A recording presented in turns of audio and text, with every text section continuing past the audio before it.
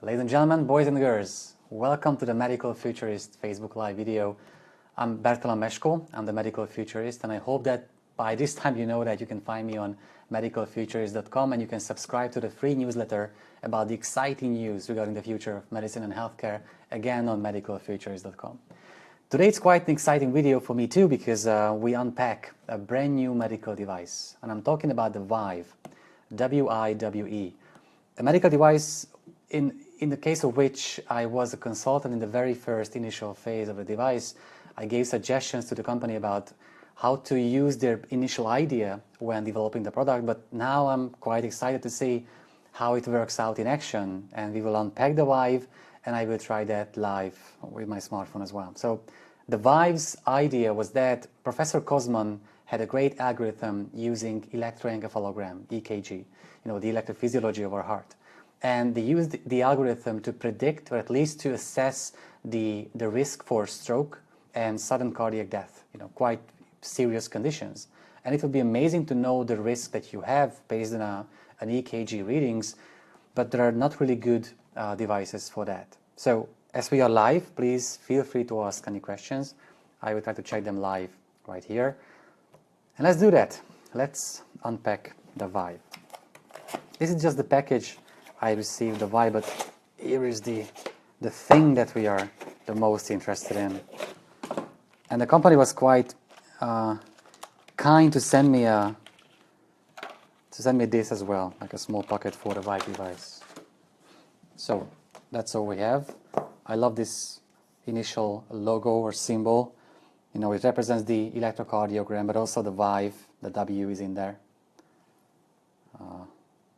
Yeah, either way it works, doesn't matter. So let's see what we have here. This is the Vive device. Now it's quite a thin design, and what I loved about even the first idea was that it looks like a business card. It's really thin. It's quite maybe a few grams. The weight is quite okay. I love the design. I know that it comes in two colors, white and black. And what the company wanted to do with the first idea was to create something that anyone can just, hold in their pocket, or and whenever you want to use it, just grab it and you can do a reading. And even though you cannot see the result here, it could be transmitted to the smartphone wirelessly through Bluetooth. And that's why the design is quite okay. I mean, anyone could just hold it in the pocket of theirs.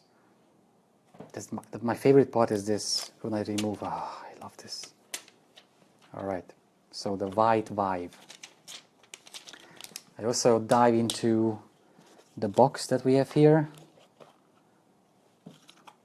I assume that we might have, a few instructions about how to use the Vive and where to find the smartphone app. They have an application on Android and on iOS as well. It's quite obvious these days. And there's a micro USB charger. So hopefully today that's going to be charged enough to use the Vive live. So let's see it in action. I open up the Vive application. There it is. And I will go step by step with you. I haven't tried it so far. So it seems like we haven't logged in, so we need to create a... maybe this... Oh, here it is, the next step. Okay, I can log in through Facebook or Google+, or just by entering my name. Let me do that first. I have to accept the terms and conditions. Accept it. Next. So Bluetooth connection. It now is looking for my Vive device. I guess I need to just push this button here. Okay, it's live. I love this kind of design that the green color goes through the Vive logo, representing the electrocardiogram itself. Okay, it seems that the smartphone found the device. It seems it's okay. So enabled. Okay.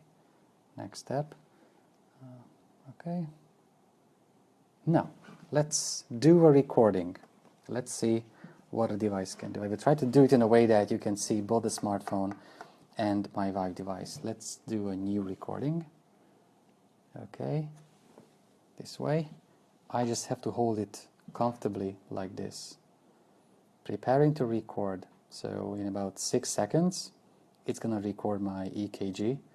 It's going to record the blood oxygen levels that I have, and also my pulse.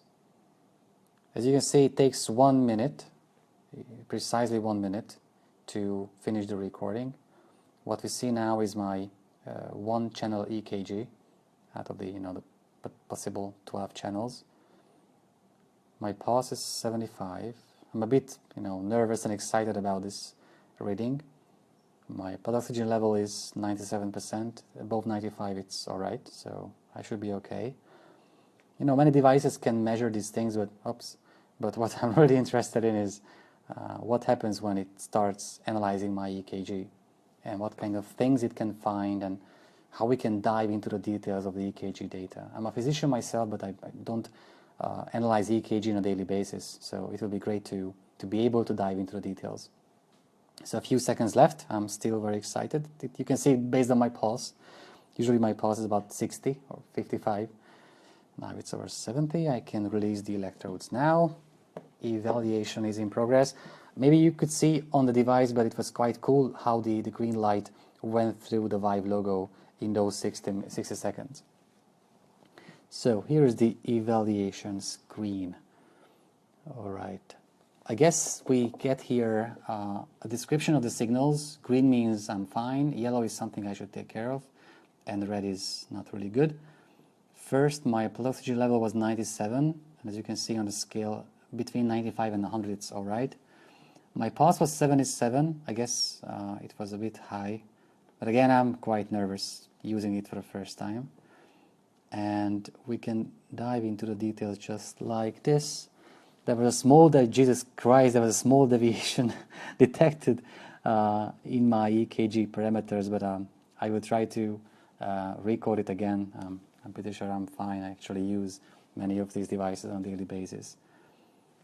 AR, arrhythmia, there was no significant heart rate fluctuation present.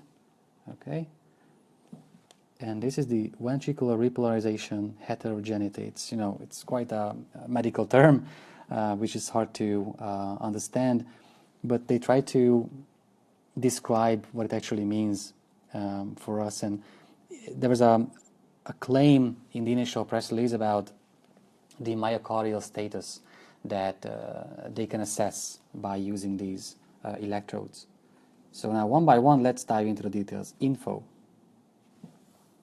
Okay, this is just about the basic terms and descriptions about the EKG. What I'm really interested in is, okay, here are the details. Let's see the details. All right. You see, the reason why it detected some anomalies in my EKG was that I had a bit longer QRS period. I can also see the EKG curve. Okay. I can maybe zoom in. No. Yeah, zoom in and out. Okay. I guess I can also share it with a colleague of mine if I want to, or I can download it in some format. Okay, now I'm trying to go back. Here it is. EKG parameters, basic science. Wow, that's quite detailed. I mean, I guess someone really good at electrophysiology could be helpful here to describe the details here. It seems like I'm that black dot and I'm in the green part, so regarding the myocardial status, I should be all right. Okay, I can go back now. 1, 2, 3, and even more.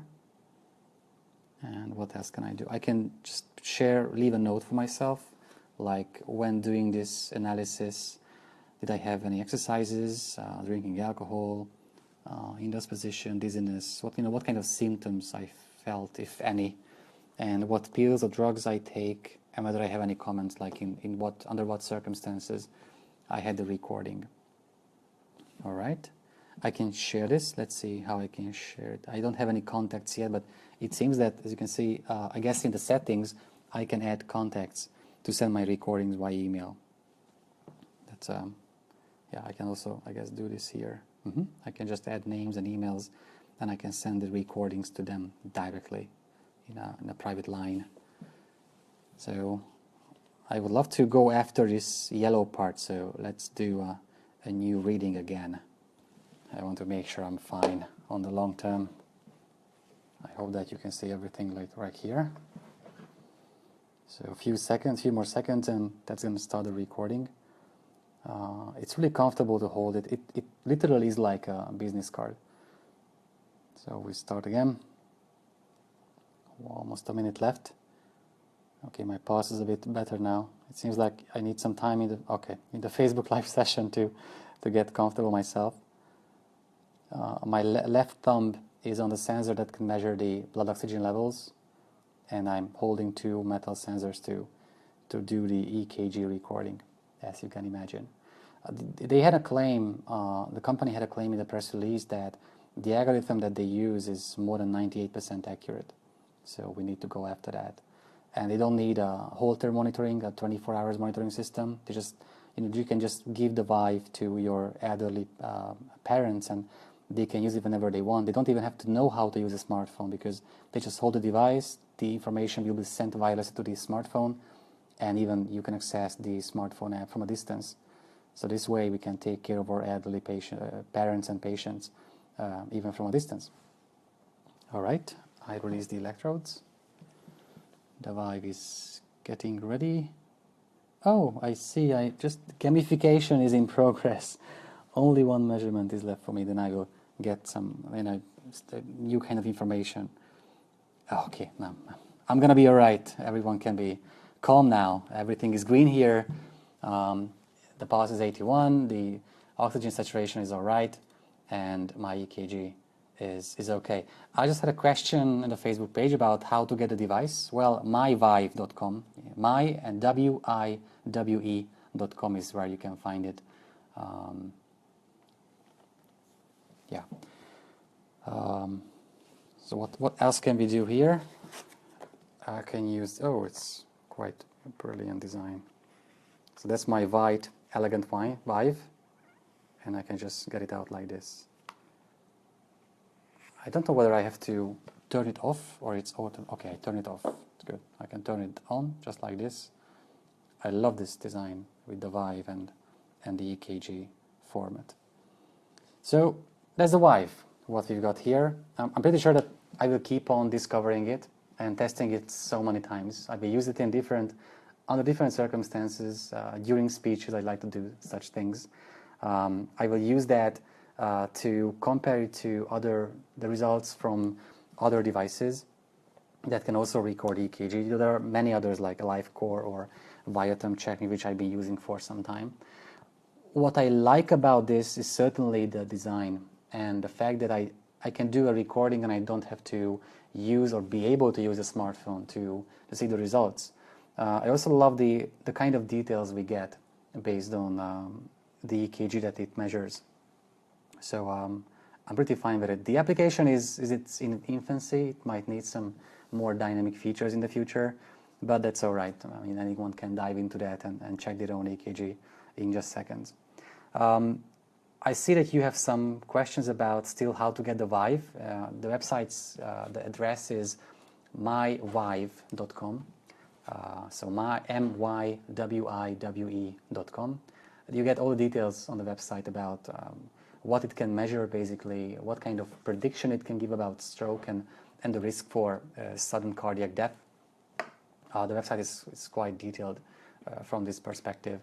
And you can also find out if you need some support technologically, but now they have good iOS and Android applications. And I'm just checking for the last time whether you have any more.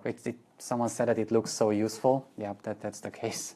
And I hope that a swarm of such medical devices will reach us quite soon, so we can just use smart but still safe and regulated devices to measure basic vital signs and health parameters about our lives.